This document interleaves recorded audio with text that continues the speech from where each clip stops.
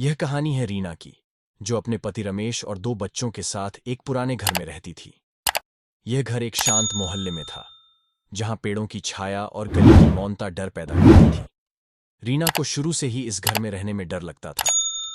उसे अक्सर रात में अजीबोगरीब आवाजें सुनाई देती थीं और अंधेरे में एक काली छाया दिखाई देती थी। एक रात रीना अचानक नींद से जागी। उसने देखा कि रमेश बिस्तर पर नहीं था। डरी हुई रीना उसे ढूंढने के लिए घर से बाहर निकली। तभी उसे रमेश की आवाज सुनाई दी, जो घर के पीछे बगीचे से आ रही थी। रीना वहां दौड़ी, लेकिन उसे रमेश कहीं नहीं मिला। अगले दिन रीना ने अपने पड़ोसियों से इस बारे में बात की। उन्होंने बताया कि इस घर में पहले भी एक महिला रहती थी, जिसकी रहस्यमय तरीके से मौत हो गई थी। उसकी आत्मा अभी भी इस घर में भटकती है। रीना डर से कांप उठी। रीना ने फैसला किया कि वह इस भूत का सामना करेगी। उसने एक तांत्रिक को बुलाया, जो भूतों को भगाने में माहिर था। तांत्रिक ने रीना को कुछ मंत्र और ताबीज दिए। एक रात रीना ने फिर से काली छाया देखी। इस बार रीना डरी नहीं। उसने तांत्रिक के मंत्रों का जाप किया और ताबीज को छाया की तरफ फेंक दिया। छाया एक भयानक चीख के साथ गायब हो गई।